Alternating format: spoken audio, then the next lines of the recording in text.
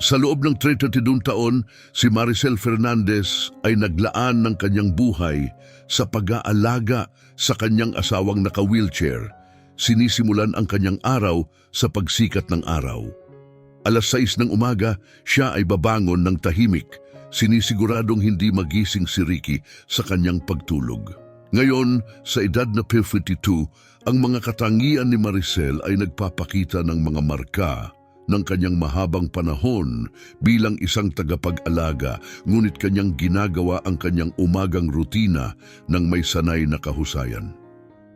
Sa kusina, siya ay naghahanda ng simpleng oatmeal para sa kanyang sarili at mas komplikadong pagkain para kay Ricky. Habang nagluluto, binabantayan niya ang oras, pinaplano ang kanyang mga gawain sa umaga. Pagdating ng alas 7 ng umaga, siya ay nasa tabi na ni Ricky. Ginigising siya ng mahinahon na, "Magandang umaga, mahal," at tinutulungan siyang umupo sa kama.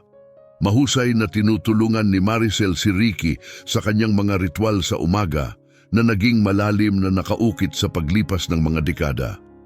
Habang dinadamitan si Ricky, napansin niyang tila mas kaunti ang pagngiwi nito kaysa dati, ngunit agad niya itong ipinagwalang bahala. Nang maupo na si Ricky nang komportable sa kanyang wheelchair sa hapagkainan, ibinaling ni Maricel ang kanyang atensyon sa maliit na negosyo ng bulaklak na kanyang pinapatakbo mula sa bahay, nagpapalipat-lipat sa kusina at sa kanyang lugar ng trabaho. Inaayos ang mga bulaklak habang binabantayan si Ricky.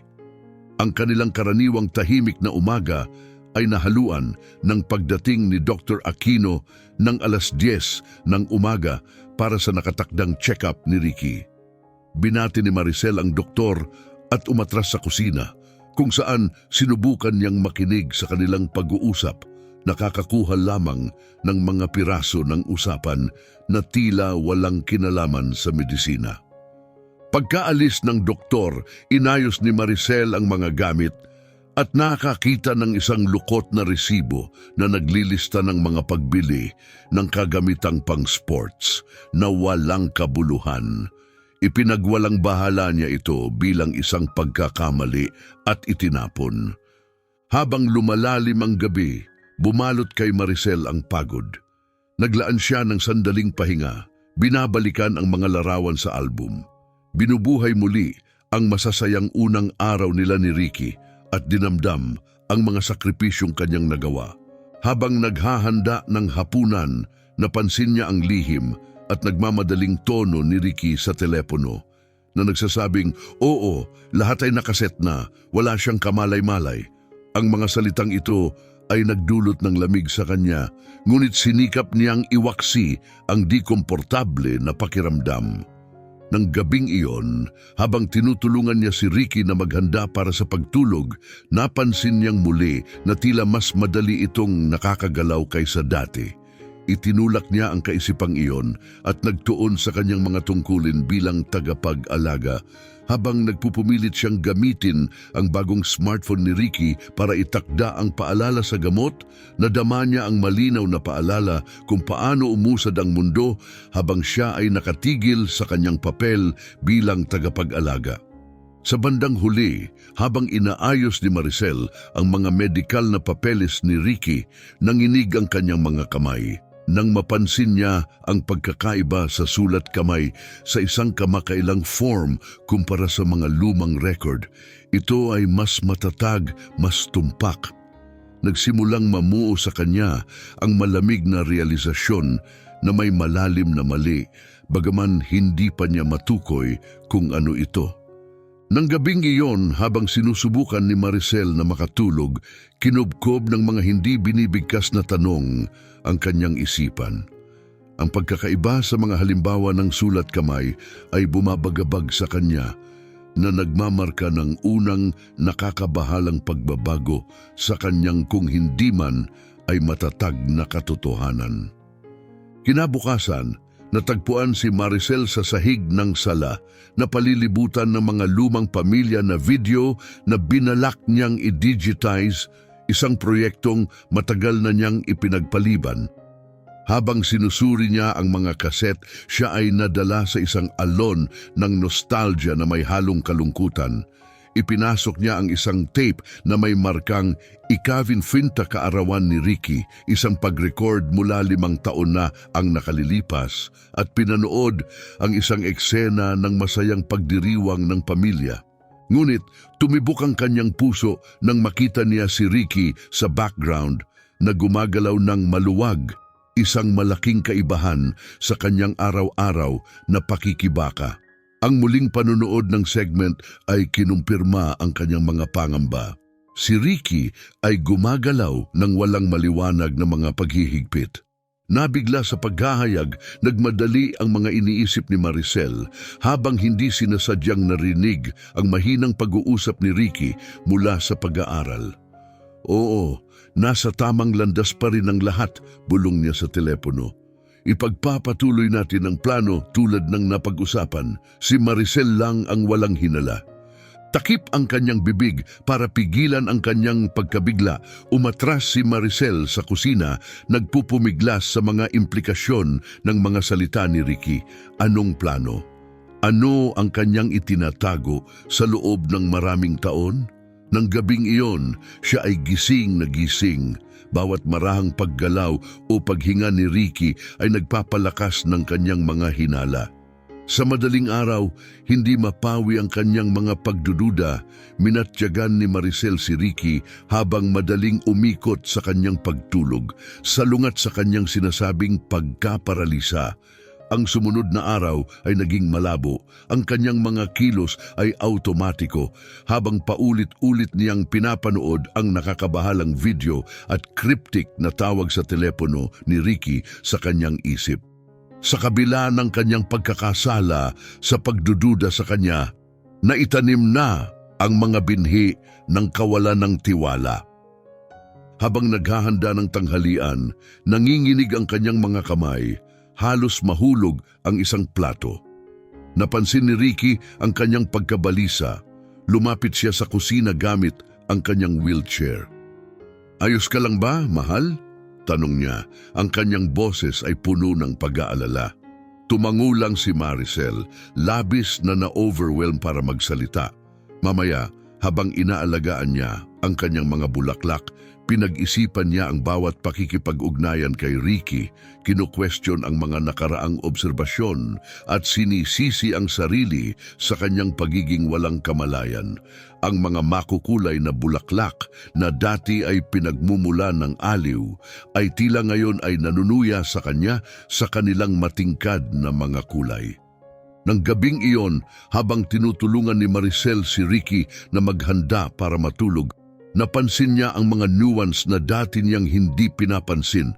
Ang paraan ng kanyang pag-adjust ng timbang, ang nakatagong lakas sa kanyang mga kilos, lahat ay tila hindi akma para sa isang taong may sinasabing mga limitasyon. Bawat detalye ay nagdagdag sa bigat sa kanyang puso. Nagtiis si Maricel ng isa pang gabing walang tulog. Ang kanyang mga isipan ay umiikot. Pinagnilayan niya ang buhay na kanyang inilaan sa pag-aalaga kay Ricky, ang mga pangarap na kanyang isinuko.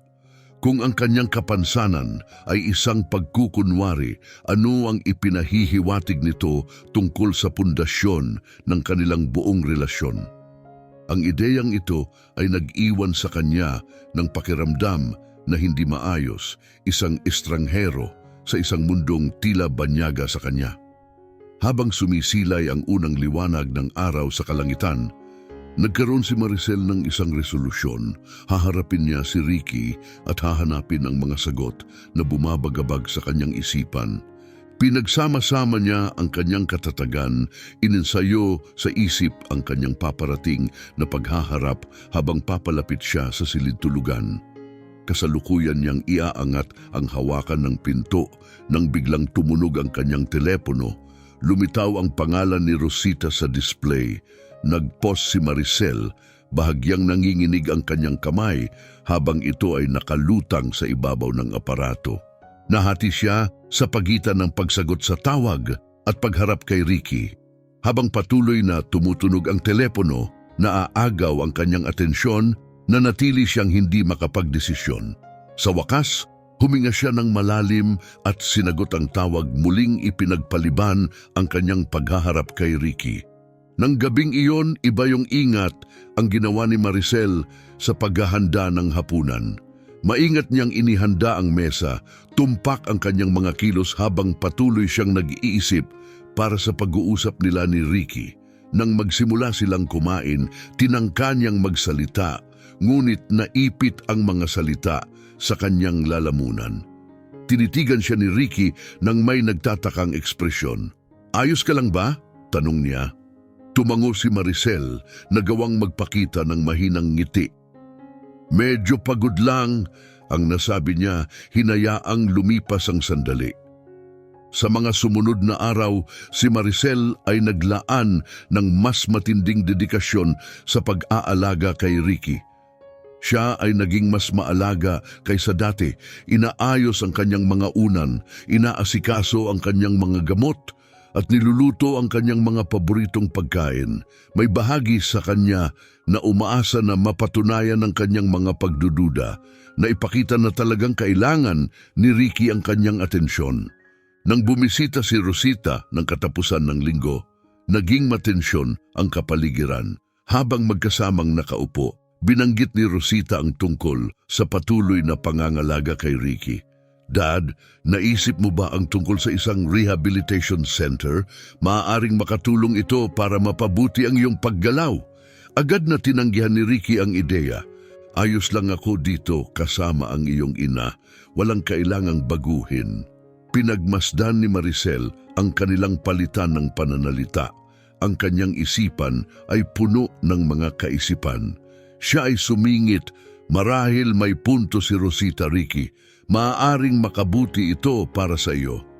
May kislap ng hindi maipaliwanag na bagay sa mga mata ni Ricky habang matulis niyang sinagot, "Sabi ko hindi," na agarang tinapos ang paksa. Pagkaalis ni Rosita, lumaki ang bigat ng mga hindi binibigkas na hinala ni Maricel. Natagpuan niya ang kanyang sarili na walang layuning nagpuputol ng mga bulaklak sa hardin. Tinawag siya ng kanyang kapitbahay na si Imelda mula sa kabila ng bakod. "Maricel, ayos ka lang ba? Mukha kang balisa nitong mga nakaraang araw." Sandaling tumigil si Maricel, muntik na siyang magtiwala kay Imelda, ngunit pinigilan niya ang kanyang sarili. "Ayos lang ako," tiyak niyang sagot na may pilit ng ngiti. "Pagod lang."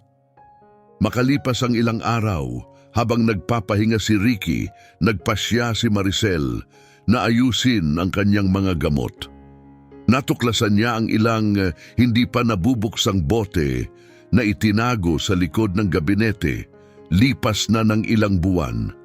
Nanginginig ang kanyang mga kamay habang ibinalik niya ang mga bote. Umiikot ang kanyang isip sa mga pagdududa. Nang gabing iyon, naghahanap ng libangan, nag-log on siya sa pamilya computer upang tingnan ang kanyang mga email. Pagkatapos isara ang kanyang inbox, napansin niyang puno ang trash folder ni Ricky. Nanaig ang kuryosidad sa kanya at binuksan niya ito para makita ang isang serye ng mga binurang email na may mga linyang nagpapahiwatig ng mga plano at kaayusan. Nag-alinlangan ang kanyang daliri sa pagbubukas ng mga ito, ngunit mabilis niyang isinara ang window na dama ang halo ng pagkakasala at salungatan. Habang nakahiga sa kama noong gabing iyon, puno ng magulong emosyon ang isipan ni Maricel. Naramdaman niya ang galit kay Ricky dahil sa posibleng panlilin lang nito, at kasunod noon ay ang pagkakasala dahil sa kanyang mga hinala. Muling bumalik sa kanyang isipan ang bawat pag-uusap, bawat sandaling kanilang pinagsamahan. Unti-unting nanghina ang kanyang tiwala sa kanyang sarili at sa kanilang relasyon habang lumilipas ang oras. Maaga siyang bumangon kinabukasan, pagod ngunit hindi mapakali dahil sa isa na namang gabing hindi siya nakatulog. Nagtimpla si Maricel ng kape at automatikong kinuha ang kanyang cellphone, isang gawi na nabuo niya upang maibaling ang kanyang atensyon mula sa kaguluhan ng kanyang iniisip. Habang tinitingnan ang kanyang mga notifikasyon, may isang text mula sa hindi kilalang numero na pumukaw sa kanyang pansin. Hindi lahat ng bagay ay tulad ng inaakala mo. Mag-ingat ka kung sino ang pinagkakatiwalaan mo. Nanlambot ang kanyang pagkakahawak sa telepono sa gulat. Nanginginig ang tingin niya sa paligid ng kusina at biglang naramdaman niyang siya'y napaka-vulnerable. Sino kaya ang nagpadala nito? May nakakaalam ba ng kanyang mga alinlangan? O isa ba itong babala tungkol sa ibang bagay? Nang marinig niyang gumalaw si Ricky sa silid, mabilis niyang binura ang mensahe. Huminga siya ng malalim, naghahanda na muling magkunwaring normal kahit na tila gumuguho ang mundo sa ilalim ng kanyang mga paa. Kinabukasan, habang walang kibo siyang nagugupit ng mga rosas sa kanilang hardin, abala ang kanyang isip sa mga lumalalang hinala at sa misteryosong babala. Maricel! Naputol ang kanyang pag-iisip nang marinig ang tinig ni Imelda, ang kanyang kapitbahay na isang retiradong nurse. Ayos ka lang ba? Kanina ka pa dyan sa iisang halamang, yan, mahigit 20 minuto na. Nabigla si Maricel at napatingin kay Imelda. Tinitigan siya ng babae na may halong pag-aalala. Ayos lang ako, sagot ni Maricel, ngunit natigilan siya. Nakita ito ni Imelda at pumasok sa hardin. Halika, mag-tsa tayo. Mukhang kailangan mo ng pahinga, mungkahi nito. Sa maaliwalas at maliit na kusina ni Imelda, tahimik na naupo si Maricel habang naghahanda ito ng tsa. Ang pamilyar na ritual ay tila nagbigay sa kanya ng kaunting ginhawa. Unti-unti niyang naramdaman ang pagluwag ng kanyang dibdib. Habang nakaupo sila sa mesa, tinanong ni Imelda, "Ngayon, ano ba talaga ang bumabagabag sa iyo?" Bumuhos ang mga salita mula kay Maricel, ang kahina-hinalang video, ang narinig niyang pag-uusap, ang hindi nabubuksang gamot at ang mga naburang email. Naramdaman niya ang halo ng ginhawa at takot habang isinasalaysay ang lahat. Tahimik na nakinig si Imelda ng may seryosong atensyon. Matapos magtapos si Maricel, saglit na natahimik si Imelda, sa kanya ibinahagi ang sariling lihim. Matagal siyang nilinlang ng kanyang yumaong asawa na nagkunwaring may malubhang sakit para umiwas sa trabaho at manipulahin siya. Matagal kong binaliwala ang mga senyales, pag-amin ni Imelda. Ayaw kong harapin ang katotohanan. Namangha si Maricel. Paano mo ito hinarap sa huli? Tanong niya. Nagpasya akong pagkatiwalaan ang aking kutob, tugon ni Imelda. Mahirap, pero kailangan para sa aking kapakanan. Tumagos ang kwento ni Imelda kay Maricel. Lalo nitong pinatatag ang kanyang determinasyong alamin ang katotohanan tungkol kay Ricky. Maricel, lumapit si Imelda, seryoso ang boses. May karapatan ka sa katotohanan. At higit pa roon, may utang ka sa iyong sarili na hanapin ito. Tumango si Maricel na may halong kaba at determinasyon. Pero paano ko sisimulan? Tanong niya. Ngumiti si Imelda ng may pag-aalaga. Hayaan mo, tutulungan kita. Sa tagal ng panahon, may ilan akong natutunang paraan ng pagsisiyasat. Sa sumunod na oras, tinuruan ni Imelda si Maricel ng mga pangunahing teknik sa pagsisiyasat, ang pagdodokumento ng kakaibang kilos, paghahanap ng mga nakatagong impormasyon, at pagtiyak ng kanyang kaligtasan habang nagsisiyasat.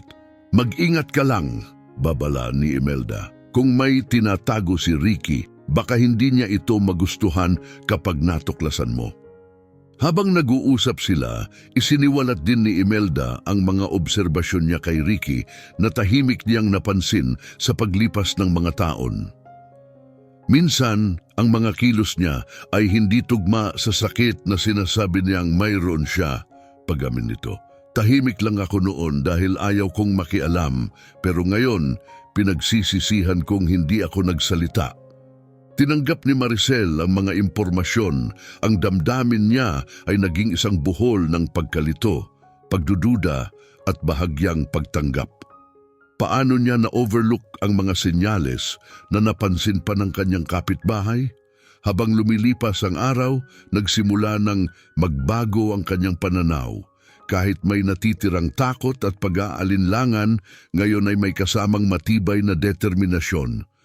Buo ang kanyang loob na matuklasan ang katotohanan, anuman ang maging hadlang.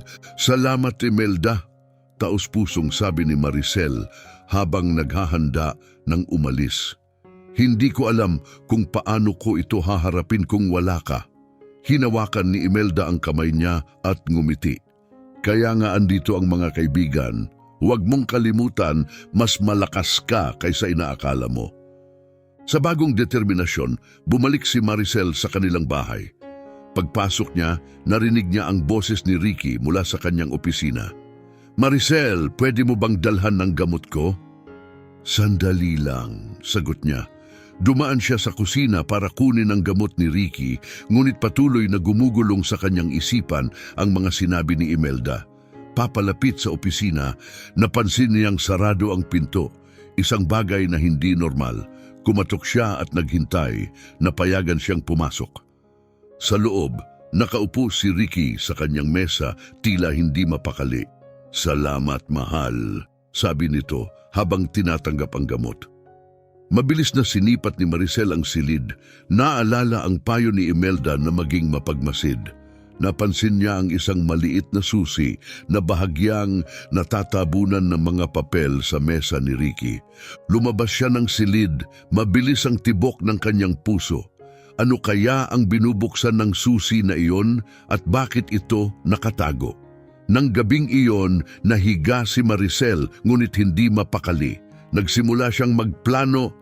Ang susi na iyon ang magiging panimulang punto ng kanyang investigasyon kinabukasan. Pagkagising kinabukasan na may malinaw na layunin, masusing pinagmasdan ni Maricel si Ricky. Sinimulan niyang itala ang kanyang mga obserbasyon sa isang maliit na notebook. 9:15 a.m. Tumanggi si Ricky sa tulong sa pagbibihis. Ang kanyang mga galaw ay tila hindi pangkaraniwan ang liksi. 3:30 p.m. Nasilip na nakikipag-usap si Ricky tungkol sa isang investment at nabanggit ang offshore accounts. Habang lumilipas ang mga araw, unti-unting napuno ang notebook ng mga tala. Bawat sulat ay nagdagdag ng bigat sa kanyang konsensya, ngunit kasabay nito ay nagpapatibay rin ng kanyang determinasyon. Patuloy na umaalingaw-ngaw sa kanyang isipan ang payo ni Imelda tungkol sa paghahanap ng katotohanan. Isang hapon, habang natutulog si Ricky, sinamantala ni Maricel ang pagkakataong halungkatin ang kanilang mga dokumentong pampinansyal. Inilatag niya sa hapagkainan ang mga lumang bank statements at tax returns. At habang inaaral niya ang mga numero, unti-unti siyang nakakita ng mga pagkakaiba. Natuklasan niya ang regular na paglilipat ng pera sa isang hindi pamilyar na account. Habang lumalalim ang kanyang pagsisiyasat, bumilis ang tibok ng kanyang puso. Nadiskubre niya ang isang lihim na account na may malaking halaga ng deposito sa paglipas ng mga taon. Mabilis niyang kinunan ng larawan ang mga mahahalagang dokumento gamit ang kanyang cellphone, isang teknik na itinuro ni Imelda. Nang marinig niyang papalapit ang tunog ng gulong ng wheelchair ni Ricky, nagmamadali siyang inayos ang lahat, nanginginig ang kanyang mga daliri. Anong ginagawa mo? Tanong ni Ricky nang pumasok siya sa silid. Naglilinis lang ng kaunti, sagot ni Maricel, pilit na pinapakalma ang boses niya. Naisipan kong ayusin ang mga lumang papeles natin. Sandaling tinitigan siya ni Ricky na may pagdududa bago nagpatuloy. Nakahinga ng maluwag si Maricel nang hindi niya namalayang pinipigilan niya ang kanyang hininga. Kinabukasan, habang abala si Ricky sa kanyang physical therapy, sumilip si Maricel sa opisina nito para tingnan ang laptop. Nagtataka at nag-aalinlangan, itinaas niya ang mga daliri sa keyboard. Ito na ang sandali, wala nang urong-sulong. Habang nagbabasa ng mga files at emails ni Ricky, unti-unting nadagdagan ang kanyang kaba. Biglang umaling-aw-ngaw ang tunog ng wheelchair ni Ricky sa hallway. Napuno siya ng matinding takot Agad niyang isinara ang laptop at tumayo, tamang-tama nang pumasok si Ricky. Maricel, anong ginagawa mo dito? Tanong nito na may bahagyang pagtataka. Naghahanap lang ako ng mga selyo, sagot niyang paimbabaw, sabay kumpas ng kamay sa direksyon ng mesa. Nasa drawer yun sa kusina, paalala ni Ricky. Tumango si Maricel at dali-daling lumabas ng silid, ramdam ang mga matang nakatutok sa kanya. Kinagabihan, nang mahimbing nang natutulog si Ricky, umupo si Maricel sa mesa ng kusina gamit ang lumang laptop ni Imelda. Determinado, sinimulan niyang gamitin ang mga online tools na itinuro ni Imelda sa kanya. Sinuri niya ang tungkol sa mga offshore accounts at investment fraud. Bagamat nakaka-overwhelm, sa simula ang mga salitang teknikal, nagpursige siya. Inipon niya ang lahat ng kanyang natuklasan sa isang dokumento at bawat entry ay nagbigay sa kanya ng kaunting tagumpay. Habang lumalalim ang gabi, tumataas ang kanyang kumpiyansa. Parang isang puzzle na unti-unting nabubuo, nagkakaugnay ang mga piraso ng impormasyong kanyang natuklasan. Sa kauna-unahang pagkakataon sa mahabang panahon, naramdaman niyang siya ay muling alerto at buhay na buhay. Sa madaling araw, natuklasan ni Maricel ang isang forum para sa mga biktima ng panluloko. Ang mga kwento doon ay labis na tumugma sa kanyang sitwasyon kay Ricky. Pagod ngunit puno ng pananabik, natulog si Maricel habang sumisikat ang araw, batid na tuluyan na siyang lumakad sa landas ng pagtuklas. Kinabukasan, habang naglilinis ng opisina ni Ricky, nadiskubre niya ang isang maliit na kahadiyero na nakatago sa likod ng mga libro.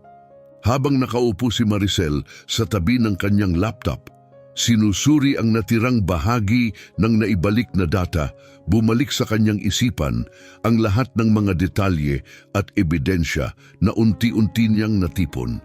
Ang maliit na papel na nahanap niya sa opisina ni Ricky, ang kahina-hinalang mga financial discrepancies at ang pag-iwas ni Dr. Aquino at ng dating mga katrabaho ni Ricky, lahat ay tila nagdudugtong patungo sa isang mas malalim na lihim.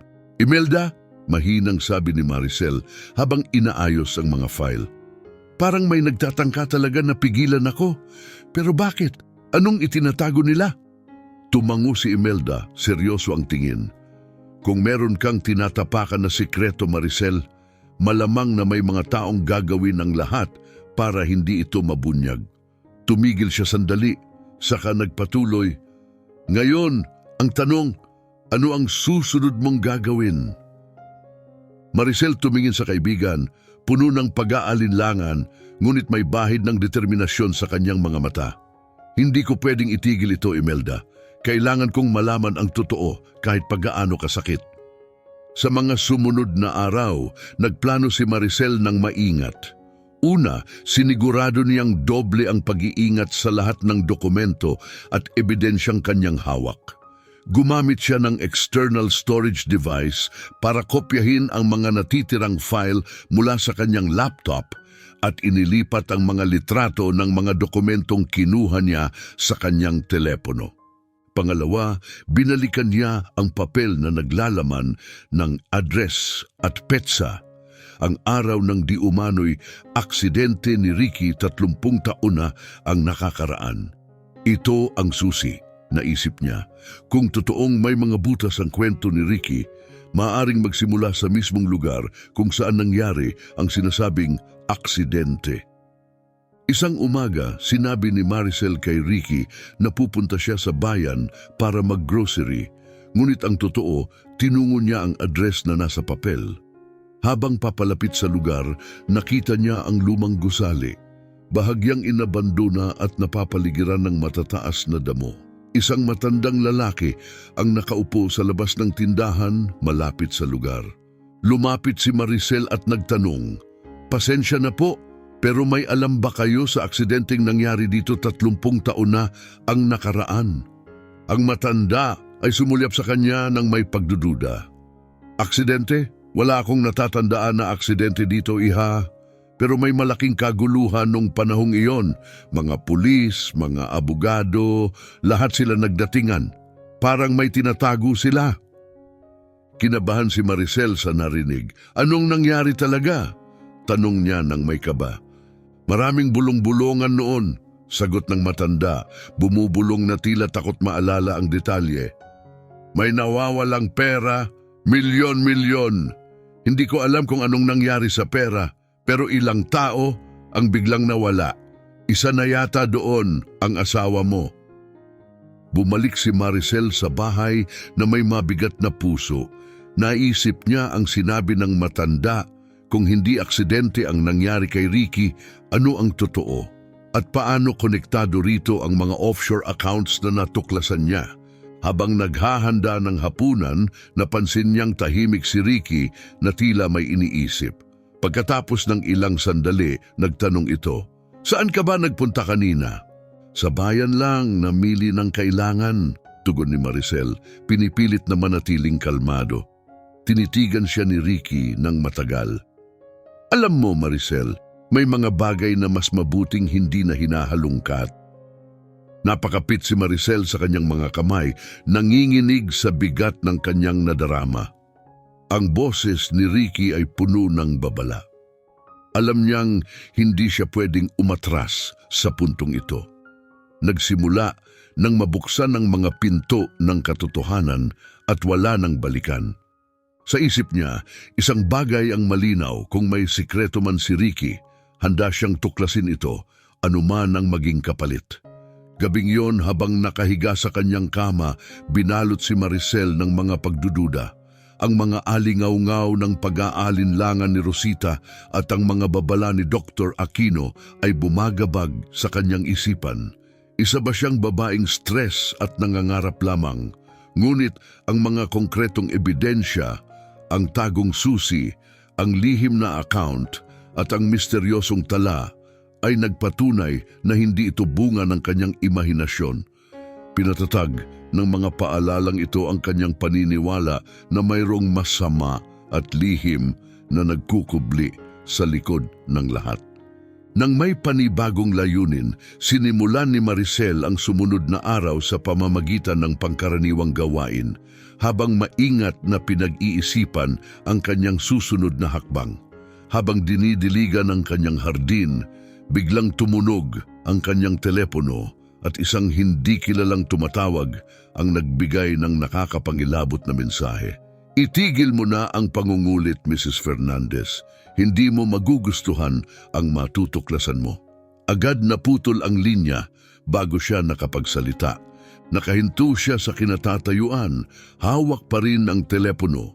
Habang tuloy-tuloy na binabaha ng Jose ang kanyang sapatos, dahan-dahang lumubog sa kanya ang kahulugan ng tawag. Hindi siya nagkamali ng hinala. Mayroong nagmamasid sa kanya at may layuning pigilan ang kanyang pagsisiyasat. Maingat niyang sinuri ang paligid ng kanyang hardin at naramdaman ang biglaang kahinaan. Sino ang nasa likod ng babalang iyon? Ano ang alam nila sa kanyang mga tanong? Nang patayin niya ang Jose at bumalik sa loob ng bahay, lalo lamang tumibay ang kanyang determinasyon. Imbes na matakot, nagbalik ito bilang alab na magpatuloy sa kanyang paghahanap ng katotohanan, anuman ang panganib. Kinabukasan, matapos ang nakakakilabot na tawag, dumating si Rosita nang hindi inaasahan at may dala itong panibagong pagsubok. Makikita sa mukha niya ang tensyon nang sabihin nito, "Ma'am, kailangan nating mag-usap." At inilabas ang isang folder na puno ng mga dokumento ukol sa mga dating transaksyon ni Ricky.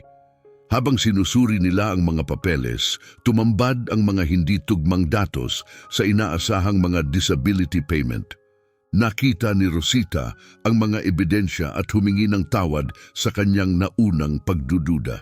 "Anong gagawin natin ngayon?" tanong niya, may halong pag-aalala at pagmamadali sa boses.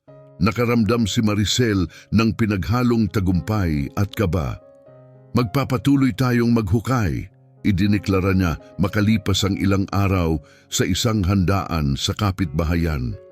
Habang nakikihalubilo sa mga kaibigan, maingat niyang binuksan ang usapan tungkol sa kalusugan ni Ricky. "Lately, curious lang ako kung kamusta na si Ricky," sabi niya kay Jane, isa sa kanyang mga kaibigan. Biglang nanigas ang mukha ni Jane. Ano ba ang pinapalabas mo, Maricel? May napansin lang kasi akong mga hindi tugma. Tama na, putol ni Jane sa kanya. Sapat na ang dinanas ni Ricky. Huwag ka nang gumawa ng problema. Ang iba pang mga kaibigan ay tahimik na sumang-ayon sa pamamagitan ng pag-iling. Nakaramdam si Maricel ng malamig na kilabot. Dahan-dahan niyang naramdaman ang lawak ng posibleng pagkakasangkot ng ibang tao. Habang paalis na siya, hinarang siya ni Tom, isa pang kapitbahay. Maricel, isang payo lang, bulong nito. Minsan mas mabuti nang iwan na lang kung ano ang naroon. Mas ligtas para sa lahat. Umalis ito bago pa siya makasagot. Lalo lamang tumindi ang determinasyon ni Maricel na hanapin ang katotohanan. Ngunit isang bagong hadlang ang sumulpot nang subukan niyang buksan ang dating mga email account ni Ricky. Hindi na gumagana ang mga password na naaalala niya. Sa kanyang pagkadismaya, lumapit siya kay Imelda na ipinakilala siya sa kanyang apo na si Ronnie, isang estudyanteng nag-aaral ng computer science. Mrs. Fernandez, naiintindihan kung kailangan mo ng tulong sa technical na bagay, bati ni Ronnie nang magkita sila. Ikinuwento ni Maricel ang kanyang problema na maingat sa kanyang mga salita. Tahimik na nakinig si Ronnie pagkatapos ay sinimulan ang pagtrabaho sa kanyang computer. Mukhang may matinding seguridad ang mga account na ito, napansin ni Ronnie habang mabilis na nagtatype. Pero sa tingin ko kaya kong lampasan ito. Makalipas ang ilang oras, matagumpay na inanunsyo ni Ronnie, may access na tayo. Habang nakayuko si Maricel, pinagmamasdan niya ng maigi si Ronnie habang tinitignan ang mga nakuha nilang emails. Tumambad sa kanila ang nakakagulat na ebidensya ng mga pag-uusap tungkol sa malalaking halaga ng pera, mga offshore accounts, at isang network na tila kasangkot sa isang masalimuot na fraud scheme. Malala ito, Mrs. Fernandez, sabi ni Ronnie, bakas ang pag-aalala sa mukha. Sigurado ka bang gusto mong ituloy ito? Matatag na tumango si Maricel. Kailangan ko ng katotohanan. Ronnie, matutulungan mo ba akong maintindihan lahat ng ito? Sa mga sumunod na araw, naging mahalagang suporta si Ronnie. Tinuruan niya si Maricel kung paano ligtas na itago at i-encrypt ang mga ebidensya at tinulungan siyang maintindihan ang teknikal na detalye ng fraud na kanilang tinutuklas. Habang lumalalim ang investigasyon ni Maricel, unti-unti niyang naramdaman ng pag-usbong ng kanyang lakas at kakayahan. Matapos ang mga taon ng pagiging tagapag-alaga ni Ricky, ngayoy unti-unti niyang ipinapakita ang kanyang kalayaan at pagiging matatag sa paghahanap ng katotohanan. Ngunit habang lumalalim siya sa mga lihim, tumataas din ang kanyang mga pangamba. Lalo niyang nakita ang lawak ng panlilinlang, hindi lamang si Ricky ang kasangkot, kundi pati ang ilang mahahalagang tao sa kanilang komunidad. Kinabahan si Maricel sa maaaring mangyari kung lumabas ang kanyang natuklasan. Isang gabi, habang sinusuri ang kanyang mga dokumento, isang email ang nagbigay ng kilabot sa kanya. Kamakailan lang itong ipinadala ni Ricky sa isang hindi kilalang tao. Nakasaad dito ang mga plano ng pagtakas.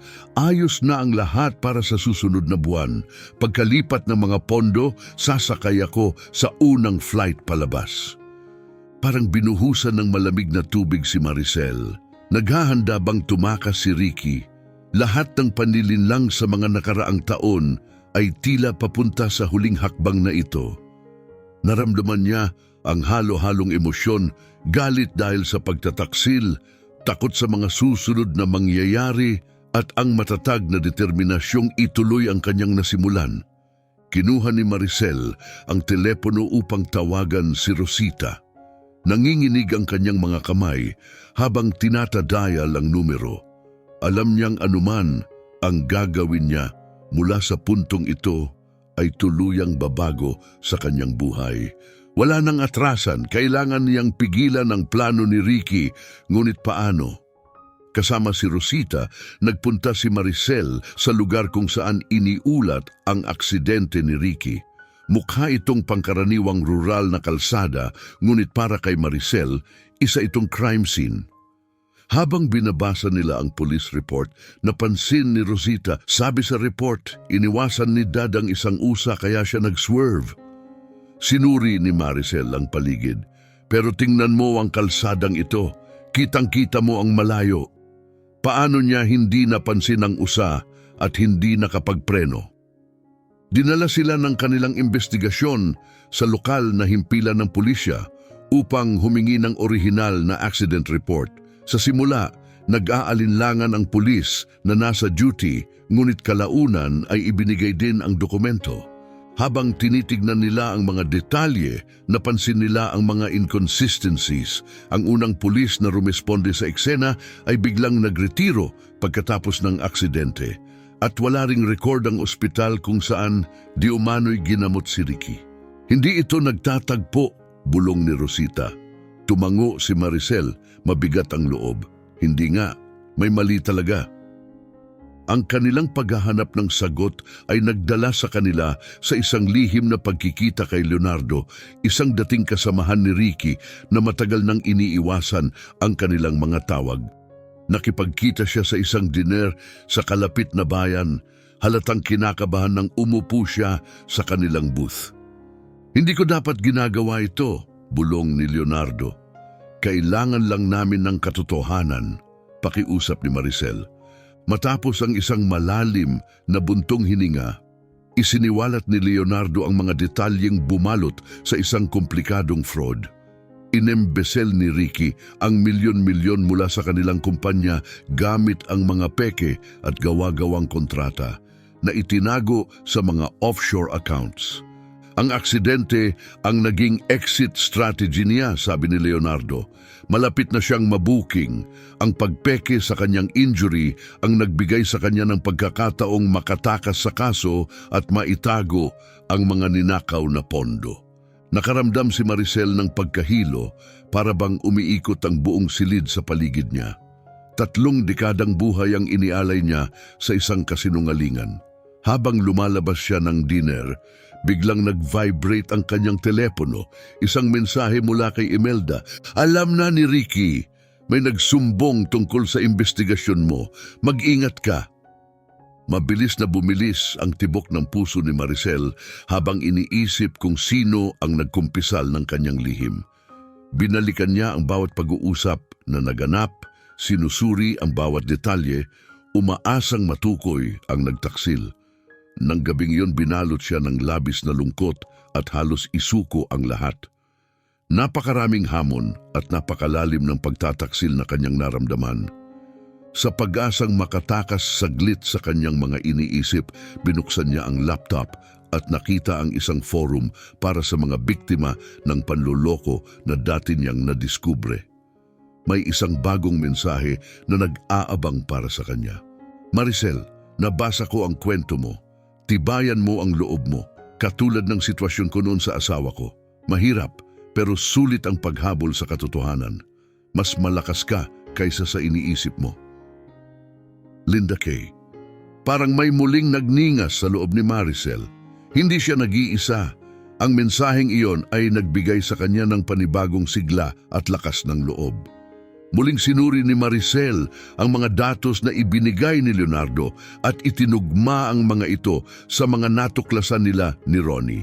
Habang ang unang sinag ng araw ay tumatama sa kanyang mesa, napasandal siya sa kanyang upuan, gulat sa lawak ng konspirasyang kanyang nabunyag. Ang aksidente ay peke, maingat na pinlano at isinagawa mula sa mga suhulan sa pulis, mga pinikeng medikal na tala, at mga sadyang sinanay na mga saksi. Ang lawak ng panlilinlang ay nag-iwan sa kanya ng galit at pighati para sa buhay na maaaring naging kanya, ngunit lalo lamang nitong pinaigting ang kanyang pagnanais para sa hustisya. Tinawagan niya si Rosita upang pag-usapan ang kanyang mga natuklasan. Nagkasundo silang magkita upang planuhin ang kanilang susunod na hakbang. Habang naghahanda, dumating ang isa pang mensahe mula kay Imelda. Narinig kong pinag-uusapan ni Ricky ang pag-alis niya ng bansa sa lalong madaling panahon. Bumalik ang kilabot kay Maricel. Hindi siya maaaring makaalis. Agad niyang tinawagan si Rosita. Ibang plano, kailangan nating magkita agad. Mabilis niyang kinuha ang kanyang mga susi, ngunit napahinto siya nang marinig ang tinig ni Ricky mula sa kanyang study. "Saan ka pupunta?" tanong nito. "Bibili lang sa tindahan," sagot niya, nanginginig ang pulso. "Babalik din ako agad." Habang nagmamaneho papunta kay Rosita, hindi mapigilan ni Maricel ang pag-iikot ng kanyang isip. Ano ang alam ni Ricky? Gaano pa katagal ang natitira? Ngunit isang bagay ang sigurado, malapit na ang huling paghaharap. Magkasamang ginugol ni na Maricel at Rosita ang maraming oras sa pag-compile ng kanilang ebidensya. Isa-isa nilang inayos ang mga dokumento, maingat na isinusulat ang bawat detalye ng panlilinlang ni Ricky. Sa gitna ng kanilang pagsusuri, nadiskubre ni Maricel ang isang nakatagong folder sa mga email ni Ricky. Naglalaman ito ng detalyado niyang mga plano para sa pagtakas at pagsisimula ng bagong buhay sa ibang bansa. Ang plano ay umaasa sa pagkakaroon ng tamang halaga ng pera, isang target na naabot na pala ni Ricky. "Plano niya akong iwanan!" bulong ni Maricel, bakas ang sakit sa kanyang boses. Hinintay lang niya ang tamang panahon para makuha ang lahat ng pera. Hinawakan siya ni Rosita sa balikat bilang pag-aalo. "Pipigilan natin siya, ma'am," paniniguro nito. Sa kabila ng lahat ng sakit at pagtaksil, nanatiling matatag si Maricel. Ang bawat bagong dokumentong kanyang nadidiskubre ay lalong nagpapatibay sa kanyang determinasyong harapin ang katotohanan at humingi ng hustisya. Nang hapong iyon, nagtipon sina Maricel at Imelda sa kusina ni Imelda upang pag-usapan ang kanilang plano para sa nalalapit na paghaharap. Tahimik silang nakaupo, hindi nagalaw ang kanilang tsaa habang malalim na iniisip ang kanilang susunod na mga hakbang. "Handa ka na ba para dito?" tanong ni Maricel, bakas ang pag-aalala sa kanyang mga mata. Huminga ng malalim si Imelda bago sumagot. "Kailangan kong maging handa, hindi ko hahayaang makatakas siya sa hustisya." Pinalakas siya ni Imelda. "Tandaan mo, mas malakas ka kaysa iniisip mo. Tingnan mo kung gaano nakalayo ang narating mo." Ginugol nila ang buong hapon sa pag-iensayo ng iba't ibang sitwasyon. Iniisip ang posibleng mga reaksyon ni Ricky at naghanda ng mga sagot si Maricel para sa anumang maaaring mangyari. Nang dumating ang gabi, bagaman pagod at emosyonal na ubos, naramdaman ni Maricel ang isang antas ng kahandaang hindi pa niya naranasan dati. Bago umalis si Maricel, isang mabigat na tanong ang ibinato ni Imelda. "Maricel, naisip mo bang gawing publiko ito?" Natigilan si Maricel. Matagal na niyang pinag-iisipan ang ideyang iyon, ngunit palagi niya itong iniiwasan. "Hindi ko sigurado," pag-amin niya. Tumango si Imelda, naiintindihan ang bigat ng desisyon. Malaking bagay ito. Maaaring maprotektahan nito ang ibang mga posibleng biktima, pero walang duda na yayanigin nito ang ating komunidad. Napakalawak ng kasinungalingang ito. Bumigat ang loob ni Maricel sa pag-iisip ng mga posibleng kahihinatnan para sa kanyang mga kapitbahay at kaibigan na maaaring sangkot.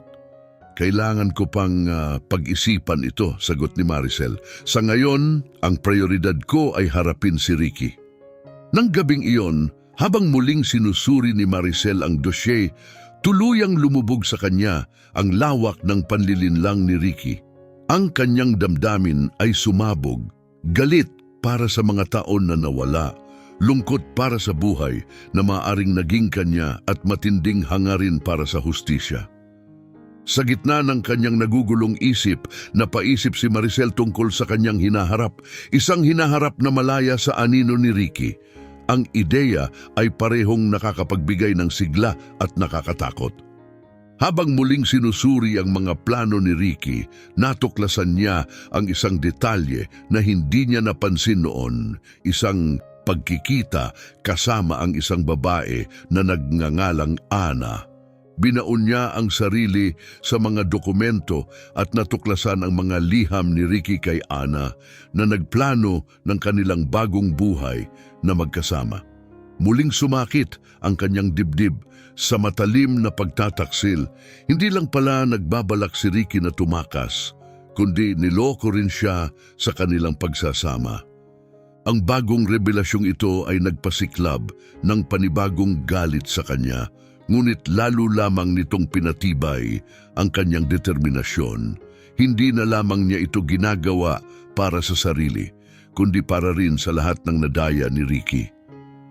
Buo na ang kanyang pasya na harapin si Ricky kinabukasan upang pigilan ang kanyang pagtakas. Habang naghahanda na siyang matulog, paulit-ulit niyang binabalangkas sa isip ang kanilang magiging paghaharap. Ngunit bago siya tuluyang makapikit, biglang tumunog ang kanyang telepono. Tumatawag ang abogado ni Ricky. Nag-alinlangan si Maricel bago sinagot ito.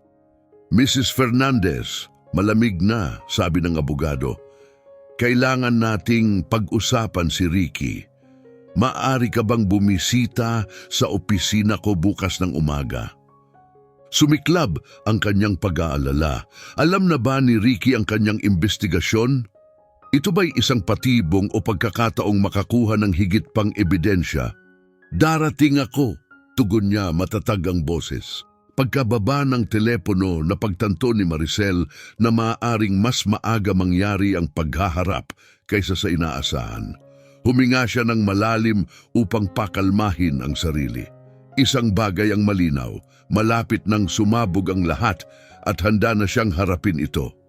Sa araw ng kanilang ika-30 anibersaryo ng kasal, nagpasya si Maricel na harapin si Ricky sa harap ng kanilang pamilya. Ang umaga ay tila isang malabong panaginip habang abala siya sa paghahanda para sa hapunan. Paulit-ulit niyang nire-rehearse ang kanyang mga sasabihin habang inaayos ang mga dekorasyon at mesa. Nang magsimulang dumating ang mga kamag-anak at malalapit na kaibigan, pinilit niyang isuot ang isang huwad ng ngiti upang batiin sila ng masigla. Dumating si Rosita bago ang iba at niyakap siya ng mahigpit. "Sigurado ka ba dito, ma'am?" bulong ni Rosita sa kanyang tainga. Matatag na tumango si Maricel. Panahon na para ilantad ang katotohanan. Pumasok si Ricky sa dining room gamit ang kanyang wheelchair, larawan ng isang mapagmahal at tapat na asawa. "Happy anniversary, dear," bati nito. Nakangiti ng mapagkunwari, isang ngiting malapit ng mawasak. Maayos ang takbo ng hapunan hanggang sa dessert nang tumayo si Maricel. Tumitibok ang kanyang puso ng mabilis, ngunit ang kanyang determinasyon ay matibay.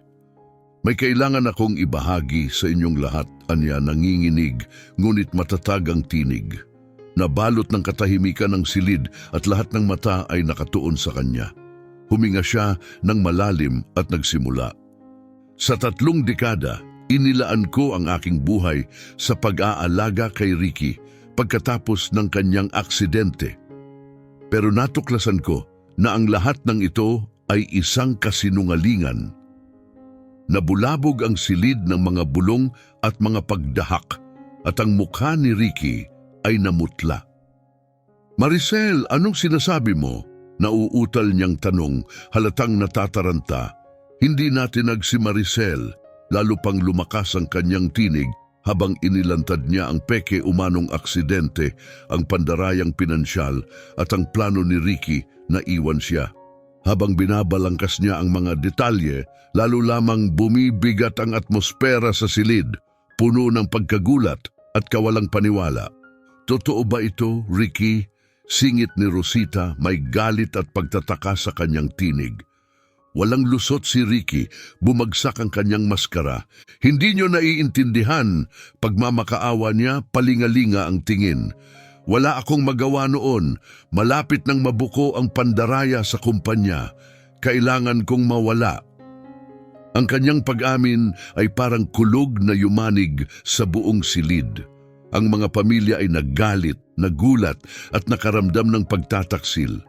Binalot si Maricel ng halo-halong emosyon, galit para sa mga taon na nasayang, ginhawa na nailantad ang katotohanan at kalungkutan sa mga panahong nawala. "Paano mo nagawa ito?" Sigaw niya, puno ng damdamin, "Ibinigay ko ang lahat sa iyo." Ngunit bago pa siya makasagot, isang tunog ng sirena ang pumunit sa katahimikan. Pumasok ang mga pulis, pinangunahan ni Detective Espinosa. "Ricky Fernandez," maring sabi ng investigador, "inaaresto ka namin dahil sa pandaraya at paglustay ng pondo." Nagkagulo ang buong silid habang pinoproseso ng lahat ang kanilang nasaksihan. Ang ilan ay nagtatanggol kay Ricky habang ang iba ay galit na galit dito. Sa gitna ng kaguluhan, nanatili si Maricel na tahimik na tagamasid. Pinanood niya ang pag-alis ng lalaking kasama niya sa loob ng 3 dekada. Isang taong hindi pala niya lubos na kilala. Nang tuluyang manahimik ang lahat, nilukuban si Maricel ng sari-saring emosyon. May tagumpay sa kanyang puso dahil nailantad niya ang katotohanan, ngunit may kasamang lungkot sa nawasak na buhay na dati niyang kinilala. Lumapit si Rosita, may mga luhang umaagos sa kanyang mga mata. "Ma'am, pasensya na. Hindi ko akalaing magagawa niya ito sa atin." Umiiyak na sabi ni Rosita. Niakap ni Maricel ang kanyang anak at mahina ngunit matatag na nagsalita. "Malalagpasan natin ito ng magkasama." Habang papalabas ang mga bisita, ang ilan ay nag-iiwan ng mga salitang simpatya. Ang iba ay may matatalim na paghatol. Naiwan si Maricel nang mag-isa sa tahanang naging kanyang kulungan ng mahabang panahon. Dahan-dahan niyang nilibot ang bawat silid, bawat sulok ay ngayon natatamaan ng maliwanag na liwanag ng katotohanan. Kinabukasan, habang nakaupo si Maricel sa mesa ng kusina at nagmumuni-muni, biglang tumunog ang kanyang telepono. Isang producer mula sa pambansang balita ang nasa linya. "Mrs. Fernandez," panimula nito, "nakaabot sa amin ang kwento mo at naniniwala kaming makakapagbigay ito ng inspirasyon sa marami. Gusto naming imbitahan kang ibahagi ito sa aming programa." Napako sa gulat si Maricel. Hindi pa niya lubos na naiisip kung paano makakatulong sa iba ang kanyang pinagdaanan. Posible bang ang kanyang masakit na karanasan ay magsilbing gabay sa mga taong tulad niya na nakakulong sa mga kasinungalingan? "Maaari ko po bang pag-isipan ito?" Sagot niya, nag-aatubili. "Siyempre," sagot ng producer, "pero pakitandaan ang kahalagahan nito. Mahalaga ang kwento mo." Pagkababa ng telepono, unti-unting bumuo sa isip ni Maricel ang isang bagong misyon. Sa loob ng 30 taon, nabuhay siya sa ilalim ng bigat ng mga kasinungalingan ni Ricky. Ngayon, may pagkakataon siyang lumaya mula sa aninong iyon at gawing inspirasyon ang kanyang karanasan.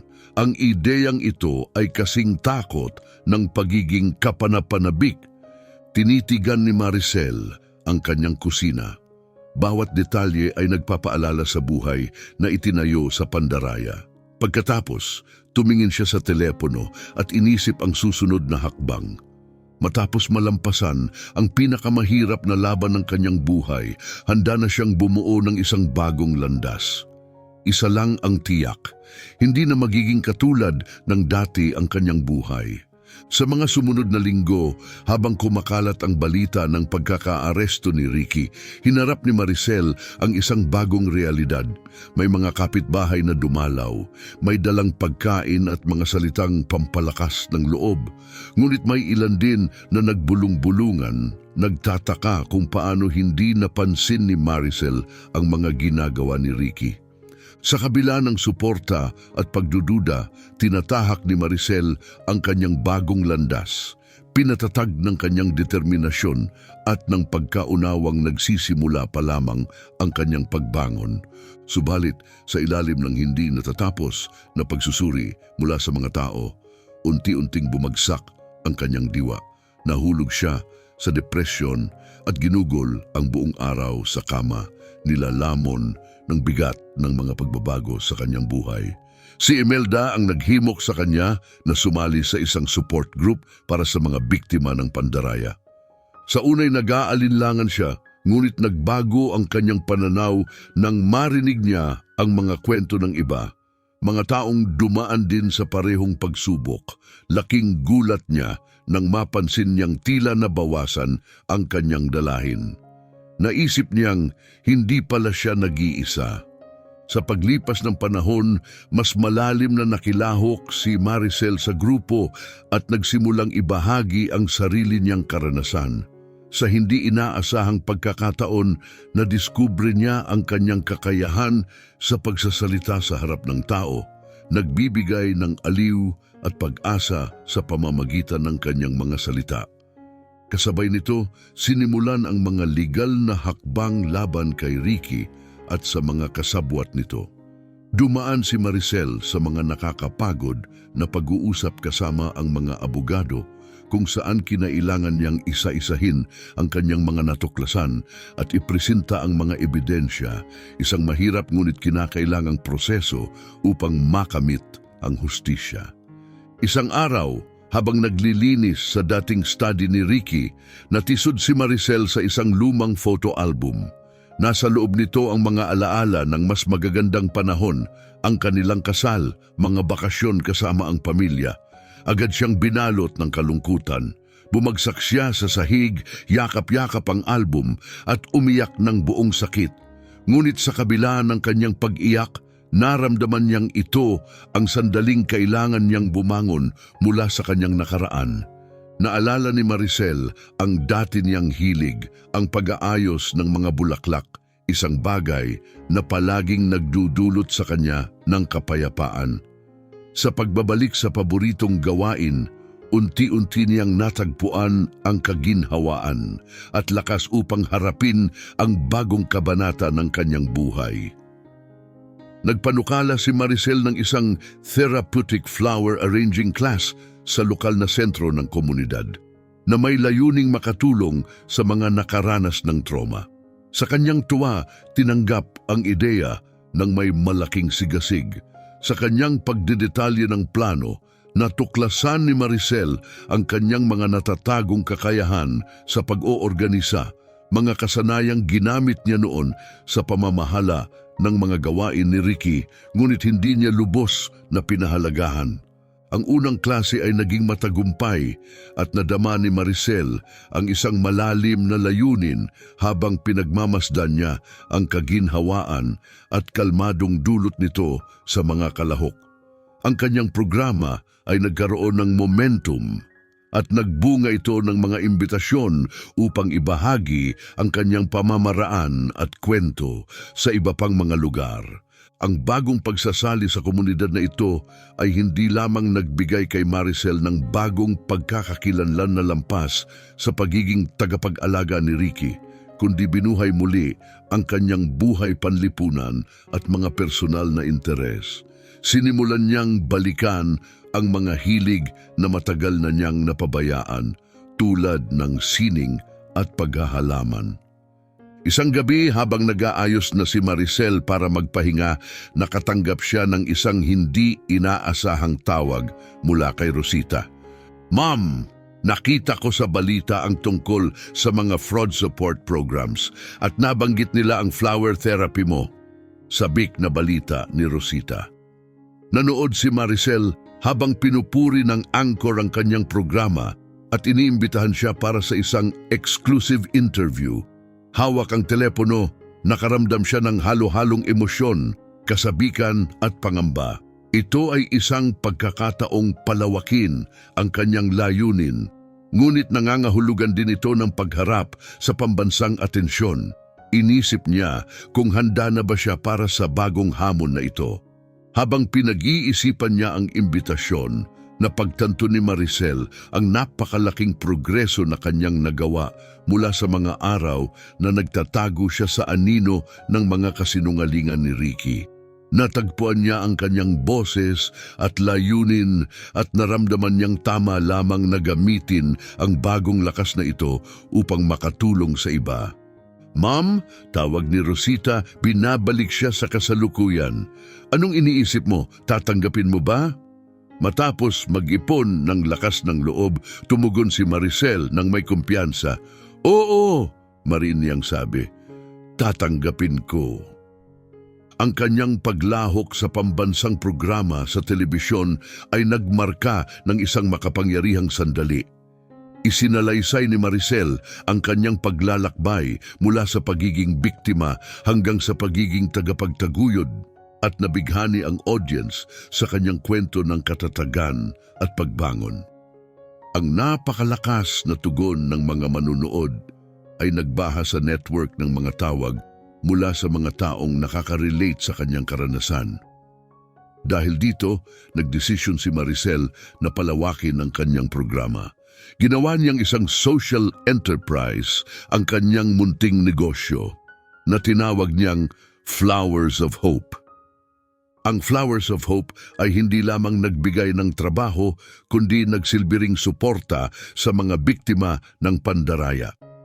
Kilala ang programa hindi lamang sa kanilang misyon, kundi pati sa mga magagandang bulaklak na kanilang inaayos. Dahil sa kanyang nakaka-inspire na kwento, naging hinahanap-hanap si Maricel bilang isang motivational speaker. Naglibot siya sa bansa, ibinabahagi ang kanyang mensahe ng pagbangon at katatagan na lalo pang nakaantig sa mga kababaihang nakaka-relate sa kanyang kwento, partikular na ang mga nakatatanda. Sa paglilitis ni Ricky, tumistigo si Maricel ng may komposisyon at matinding determinasyon. Sa harap ng lalaking minsan niyang minahal at sinuportahan, ipinakita niya ang kanyang tunay na lakas at muling ipinaglaban ang kanyang sarili. Ang karanasang ito ang nagbigay daan kay Maricel upang itatag ang Second Bloom Foundation, isang organisasyong naglalayong protektahan ang mga nakatatanda mula sa pang-aabuso sa emosyon at pananalapi. Nagbigay ang foundation ng edukasyon, suporta at legal na tulong sa mga biktima ng pandaraya at kanilang mga pamilya. Sa wakas, natagpuan ni Maricel ang isang mas malaking layunin sa buhay, isang layuning bunga ng kanyang sariling pakikibaka at tagumpay laban sa matagal na panlilinlang. Ang advokasya ni Maricel ay nagbunsod ng isang investigasyong pang-estado sa mga katulad na pandaraya, na nagbunyag ng malawakang panlilinlang at nagtulak sa makabuluhang mga reforma sa batas upang maprotektahan ang mga matatanda at mahihinang individual. Sa gitna ng mga tagumpay na ito, nakaramdam si Maricel ng malalim na kapayapaan at kasiyahan. Ang kanyang nakaraan na puno ng sakit ay naging isang katalista para sa positibong pagbabago sa lipunan. Nakaramdam siya ng lakas, hindi lamang mula sa kanyang sariling paggaling, kundi mula rin sa positibong epekto na kanyang naibibigay sa buhay ng iba. Sa pagtatapos ni Rosita, nakaupo si Maricel sa hanay ng mga manunood. Pinagmunian ang kanyang pambihirang paglalakbay mula sa buhay na puno ng kasinungalingan tungo sa isang buhay na inalay sa katotohanan at pagtulong. Tumimo sa kanya ang mga salita ng tagapagsalita tungkol sa mga bagong simula at pagtitiyaga. Habang ipinagdiriwang ng mga nagtapos ang kanilang tagumpay at itinapon ang kanilang mga sombrero sa kalangitan, nadala si Maricel ng emosyon na pagtanto na hindi lamang siya nakaligtas sa kanyang pinagdaanan, kundi ginamit niya ito upang magdulot ng makabuluhang positibong pagbabago. Matapos ang seremonya, niyakap siya ni Rosita at ipinahayag ang kanyang pagmamalaki. Gumanti si Maricel ng yakap na pupuno ng pasasalamat at kasiyahan. Ang kanyang paglalakbay mula sa kadiliman patungo sa kaliwanagan ay kumpleto na. Ang kanyang buhay ay mas mayaman at makabuluhan kaysa sa kanyang inakala. Sa pagtanaw sa hinaharap, napuno si Maricel ng pag-asa at pananabik para sa mga darating na araw. Kung naantig ka sa kahangahangang kwento ni Maricel, hinihikayat ka naming makiisa sa amin. Pindutin ang like button sa video na ito at ibahagi ang iyong mga saloobin sa comments section. Paano ka naantig ng kwento ni Maricel? May kilala ka bang maaaring makakuha ng lakas mula sa kanyang karanasan? Huwag kalimutang mag-subscribe sa aming channel para sa iba pang mga kwento ng tapang at pagbabago. Tandaan, hinding-hindi pa huli ang lahat para umusbong kung saan ka itinanim at lumikha ng hardin ng pag-asa mula sa mga buto ng paghihirap. Sana ay nagustuhan mo ang kwento ngayong araw. Kung oo, mag-subscribe sa channel para hindi mo mapalampas ang mga ganitong kwento. Huwag kalimutang i-like at mag-iwan ng komento para sa iyong mga saloobin sa kwentong ito. Kita-kits sa susunod na video.